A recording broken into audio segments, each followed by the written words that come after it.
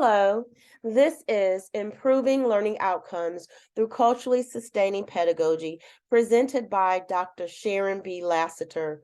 Welcome. At the conclusion of today's session, you should be able to define culturally sustaining pedagogy and recognize the importance of culturally sustaining pedagogy to improving students' learning outcomes. To engage in this session, you will need a journal or sheet of paper and your favorite writing utensil to record your reflections. You will also need an open mind. If you need time to gather these items, please pause the session now. As mentioned earlier, I am Dr. Sharon B. Lassiter, and it is indeed my pleasure to facilitate this session for you. I have served as an educator for over 26 years, mostly at the middle grades and high school level.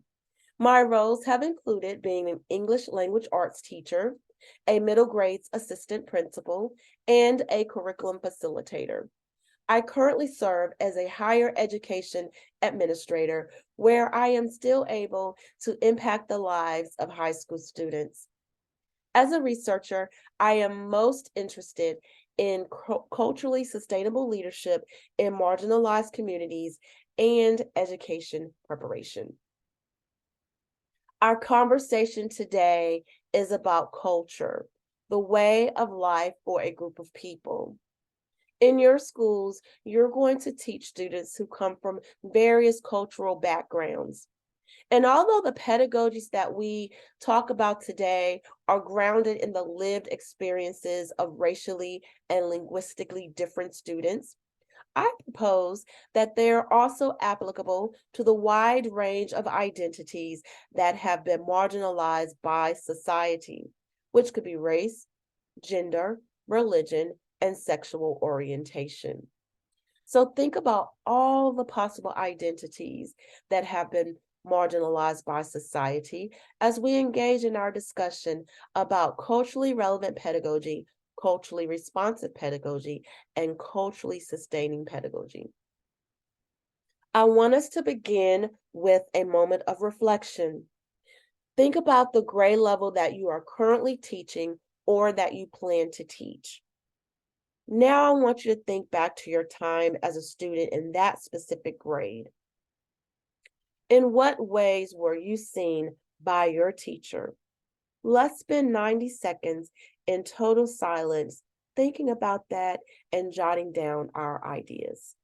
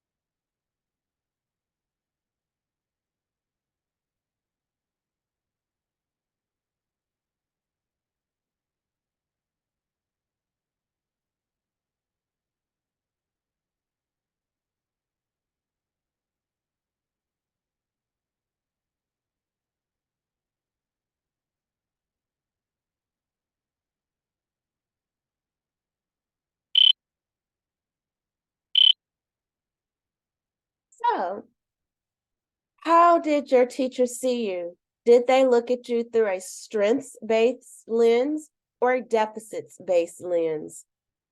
When I think back to my experience as a seventh grade student, because the last grade I taught was seventh grade, I vividly remember 39 years ago, my seventh grade science teacher telling my mother how I did not pay attention to detail when doing my work. His example was a project that I completed at home on poster board where my lines were not as straight as some of my peers. And he actually showed my mother examples of what my work should have looked like based on my peers' work. Um, but as an educator now, and as I think back on that and my understanding of these pedagogies, I wonder how my teacher could have approached this situation from a strengths-based aspect in which I could have met his expectations. So, as we begin this conversation, this discussion around these pedagogies, I want you to think about the ways in which your teacher saw you, um, and which pedagogy was present.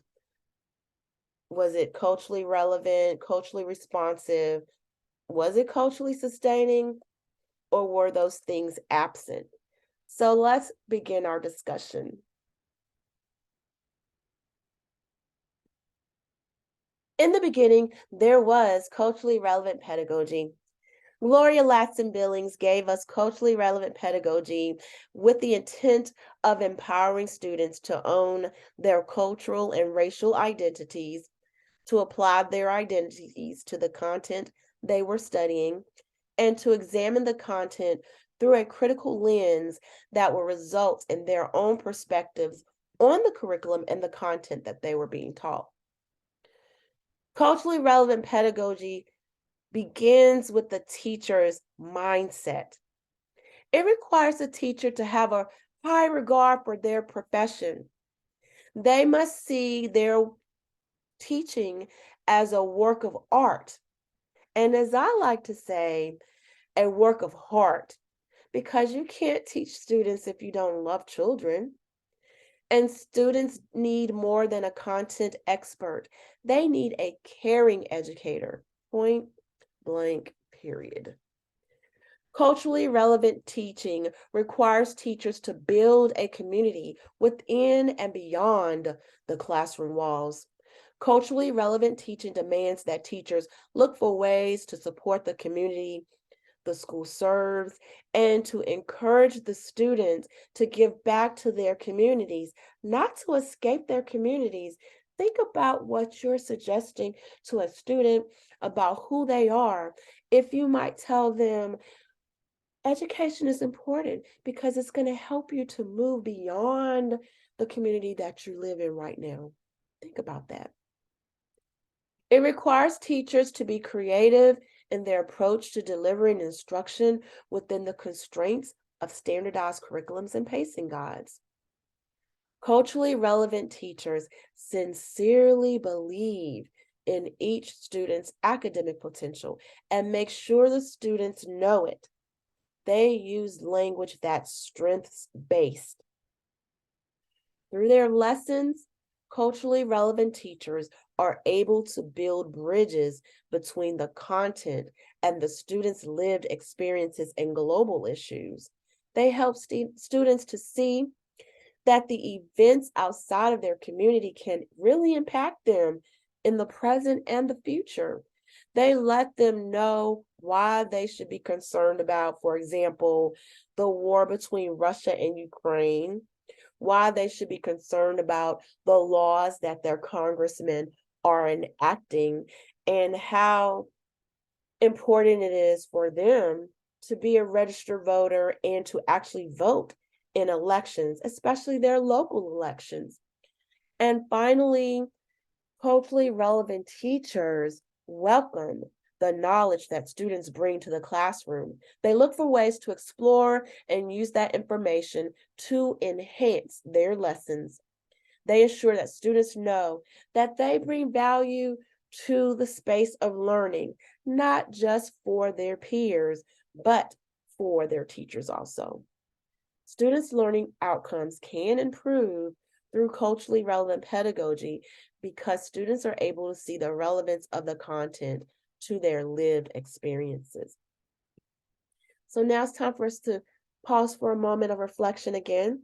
And I want you to go back to that grade level that you are teaching and then think back to your time as a student in that specific grade.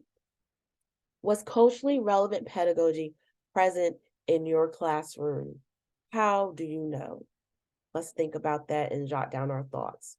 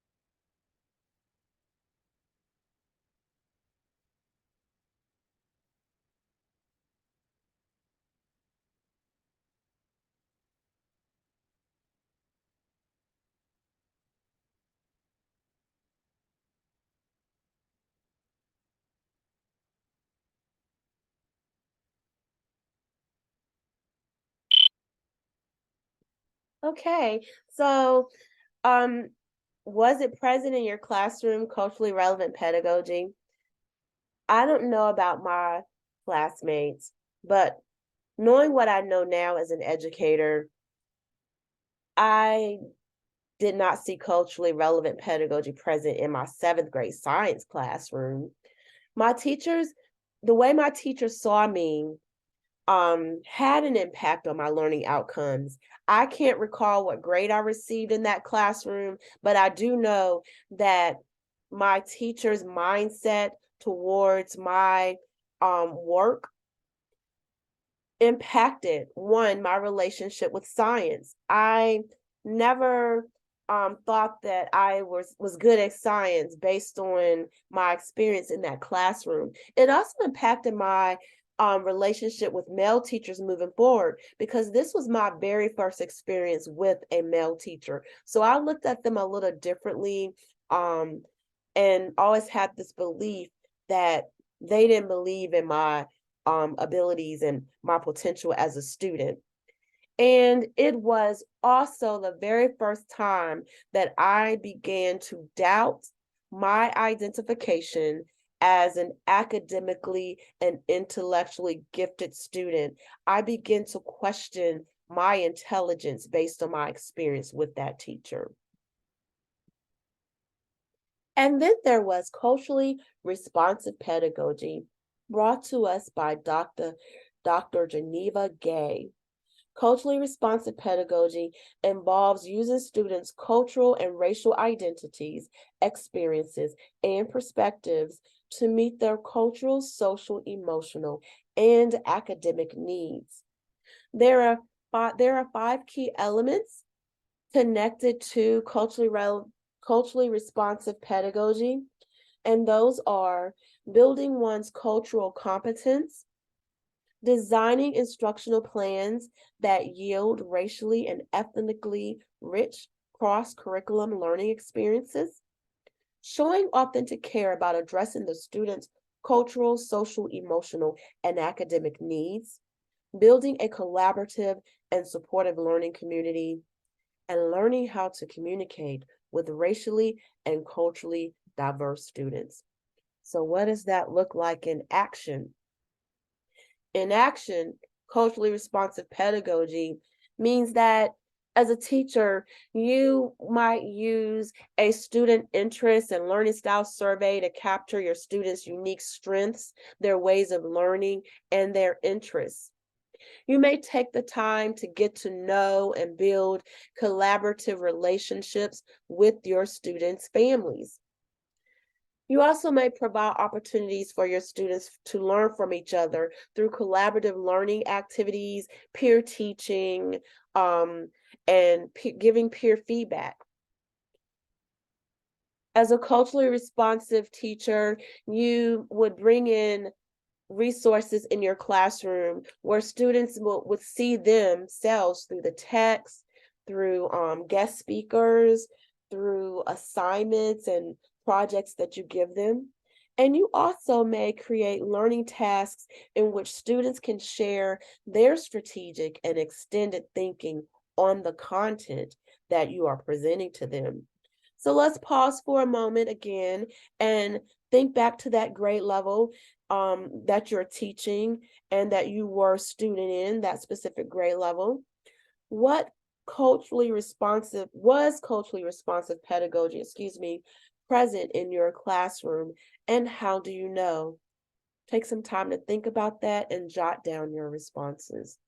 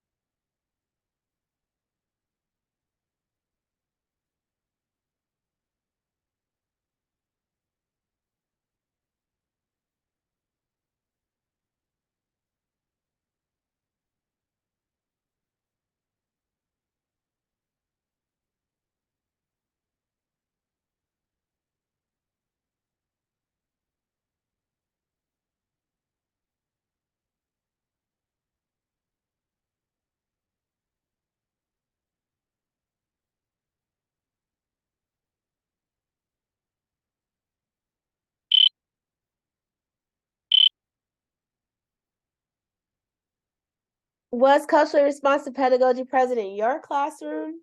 Did you jot down some examples of how it was? Or if it wasn't, did you jot down questions about why it was, what was missing?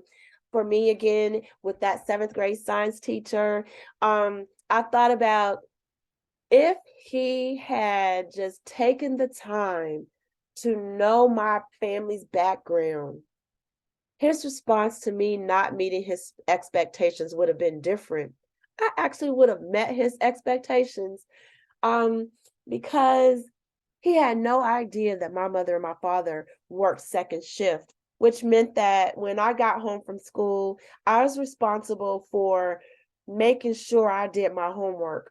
And when he gave me that project to be completed at home, I told my parents about it. They got me the poster board um and everything, but I was the one doing the work. They trusted me to do my work while they were out there making a living. Um, and when they got home from work, I was in the bed. When it was time to go to school, when in the morning, that's all the time we had, get ready to go to school.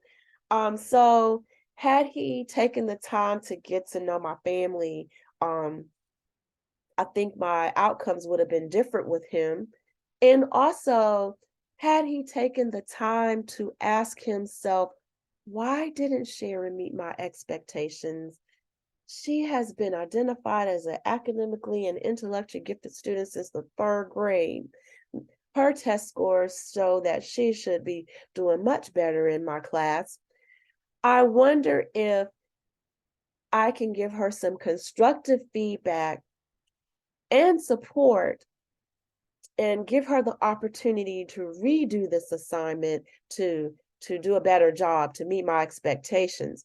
And yes, I did say to redo the assignment. It's okay to allow students to redo assignments if they don't meet our expectations as teachers. But what we need to make sure we do is to provide them with the constructive feedback and the support they need to grow and learn from the mistakes and errors that they made as they work to meet our expectations for the assignment. That's what improves students' learning outcomes. Now, I want you to think about this question as you listen to the lyrics of this song. Is culturally relevant pedagogy and culturally responsive pedagogy enough? Jot down your thoughts to that question as you are listening to this song.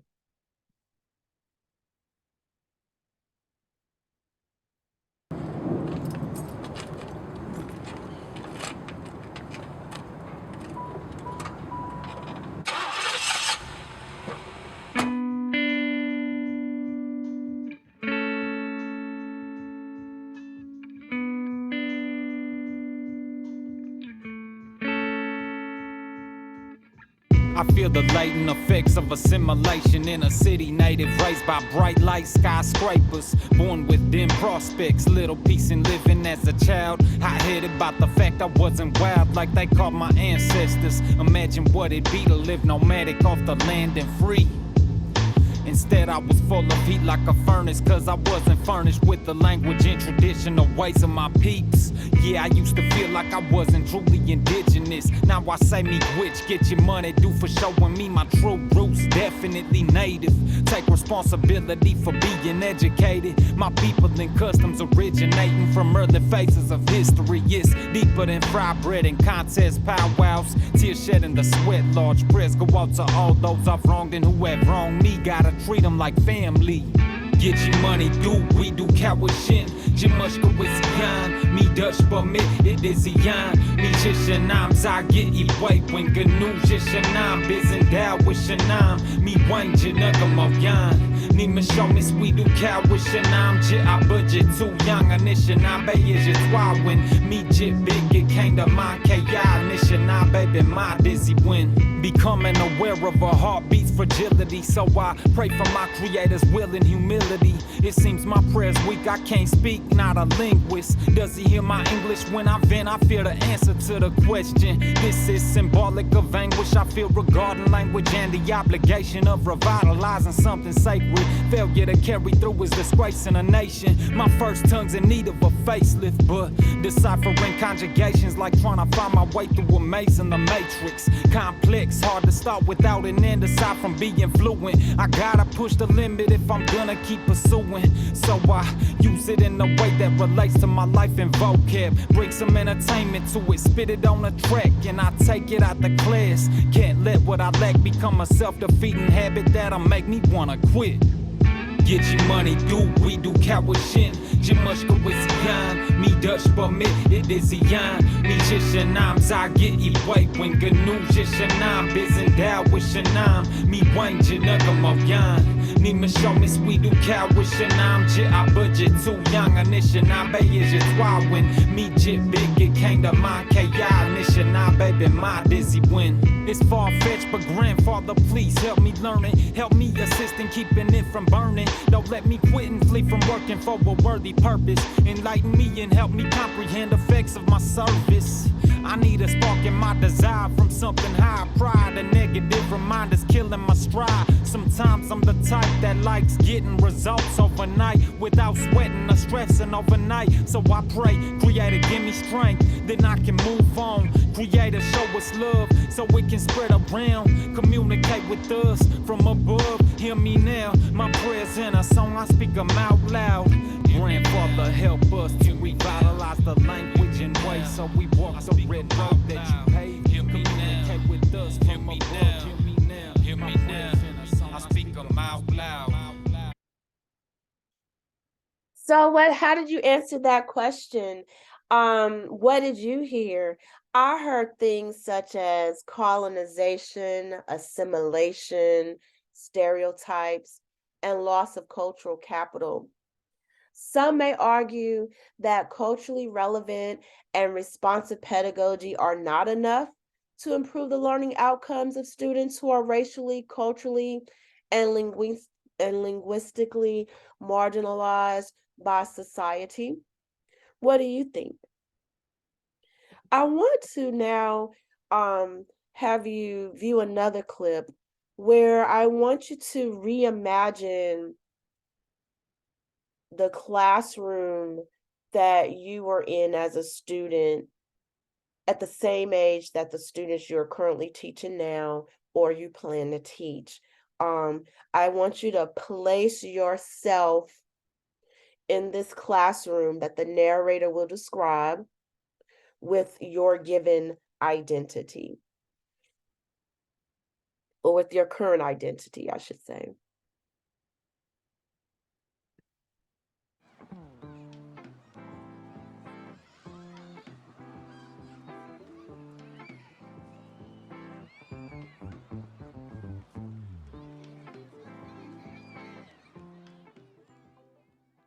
So I was in my world history class.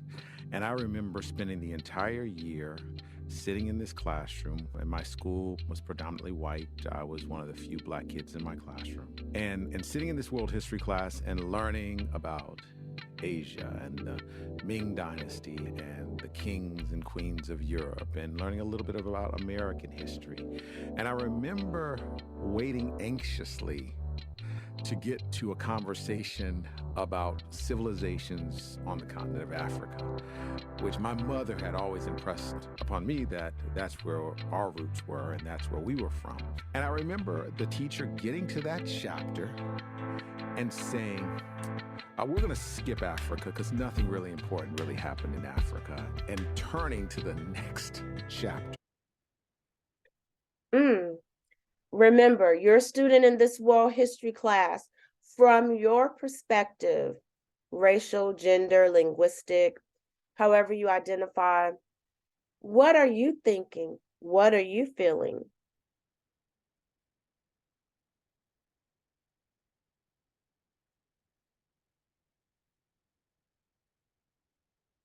Let's see how the narrator felt. And just moving on, as if the continent of Africa didn't exist and there was nothing really to speak about in terms of history and the contributions of African people to our world.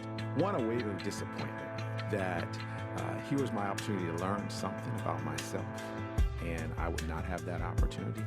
But also this wave of heat and just shame, I guess is a good word, because I was sitting in a class with a group of people who we talked about their history.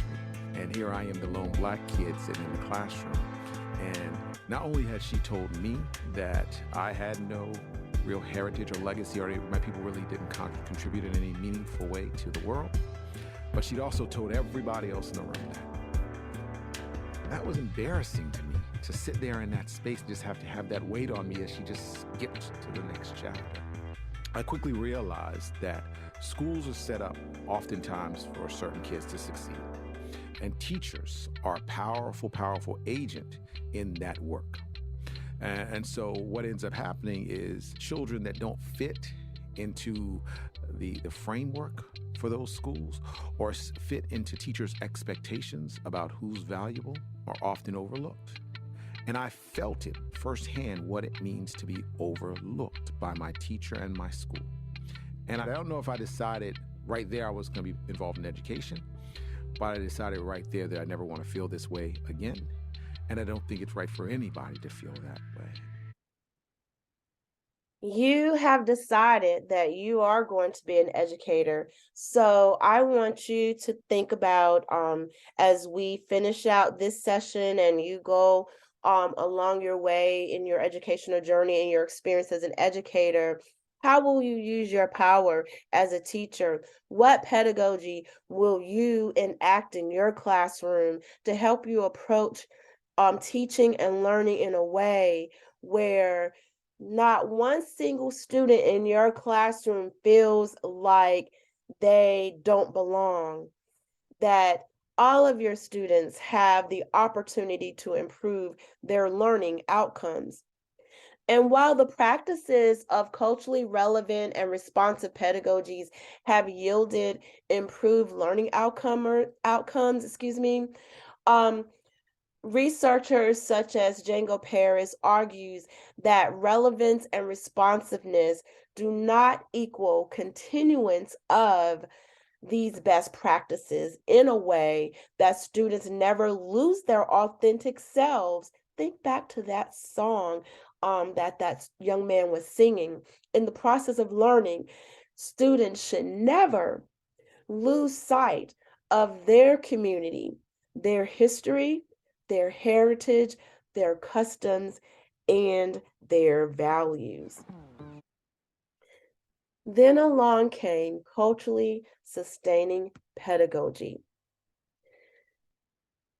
Django Paris expanded culturally responsive and culturally relevant pedagogies by proposing culturally sustaining pedagogy as a means of sustaining the coexistence of students' racial and cultural identities with the dominant culture. Its intent has been to disrupt deficit, dehumanizing, and oppressive thinking about racially, culturally, and linguistically diverse students. It calls for educators to use instructional practices that move beyond relevancy and responsiveness and support students in sustaining their competence of the cultures within their communities while developing competence of the dominant culture, not abandoning who they are to pick up who the world says they should be, but to remain who they are, but also learn about the society that they're going to be adults in and learning how to be themselves within that society. All educational stakeholders, through culturally sustaining pedagogy, are asked to reimagine schools as sites where diverse practices are not only valued but sustained, where students are seen as whole when they walk through those school doors versus broken, and that they're able to sustain this wholeness throughout their educational experiences and into their adulthood. Culturally sustaining pedagogy centers students' cultures, languages, and realities by encouraging diversity, equity, and inclusion. It allows students to be their authentic selves, and it empowers them to think more critically and analytically about the world and the content they engage in, and they are able to yield greater academic success as a result of that. Remember, the world is changing. There is a shift in cultural dominance that we as educators must learn to embrace in order to improve the learning outcome for all students. So, in action, culturally sustaining pedagogy is about how we will approach the education of our racially, culturally, and linguistically diverse students who are a part of the cultural dominance shift. It is moving beyond the superficial ways of acknowledging and celebrating others' cultures. For example, as a teacher, you can approach curriculum by creating learning units that center on your students' lived experiences, regardless of whether you're a math teacher, science, English, social studies, or an elective course teacher. You can incorporate a debate about the best approach to solve a math problem as a math teacher. This allows for student voice.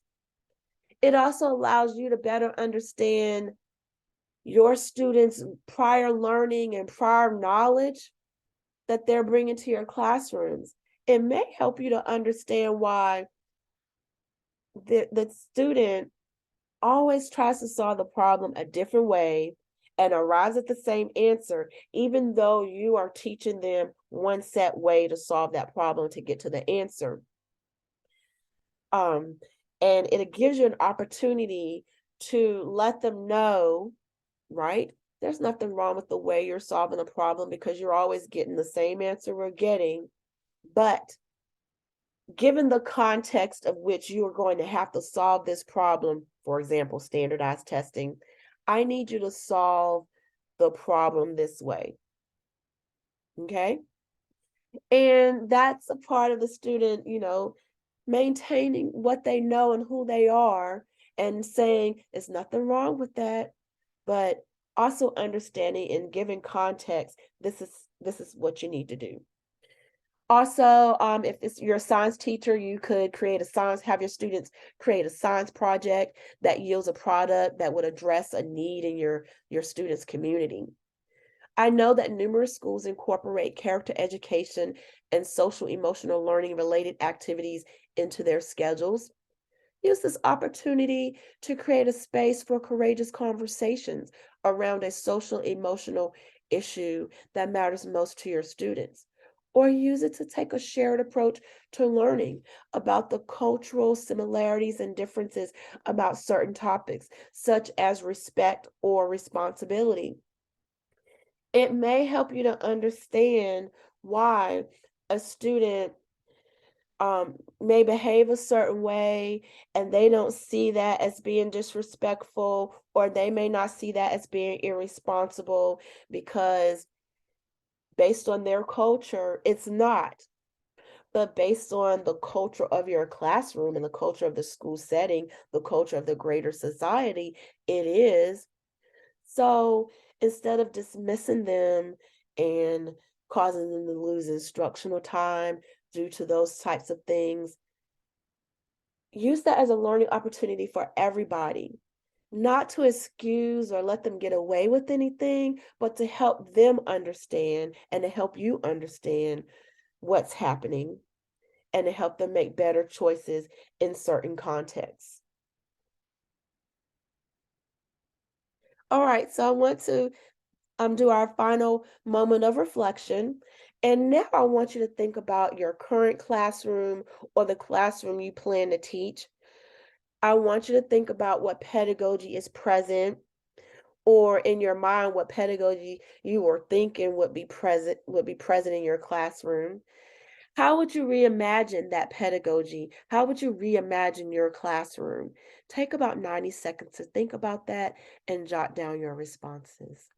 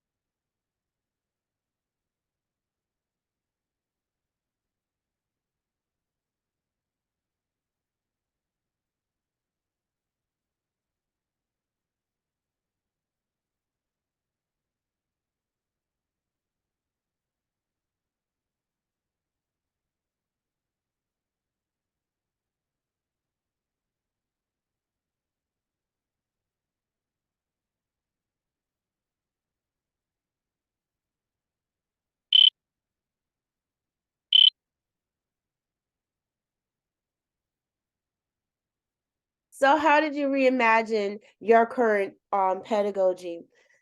Um, I know for me, and I can tell you this, you're not going to learn everything you need to know about teaching um, in college.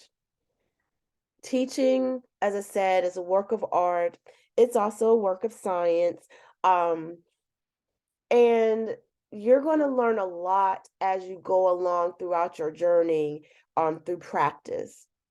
And that should be expected, that you are a continual learner and that you're continuing to grow and learn.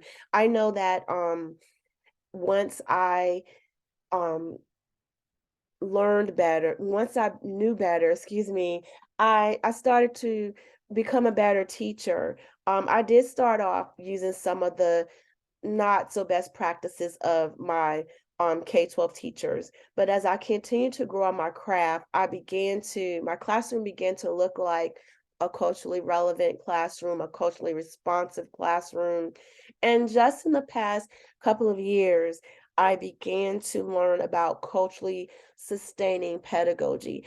And so I am blessed to have been able to begin that practice before I left the classroom, begin to use some of the strategies and ideas that I've talked to you about. It does make a world of difference in improving students' learning outcomes. Any asset-based pedagogy that is aimed at ensuring that students are able to be their authentic selves through intentional um, lesson planning that's aimed also at improving students' learning outcome is is good for students. So it has again been my pleasure to facilitate this conversation with you about improving learning outcomes through culturally sustaining pedagogy.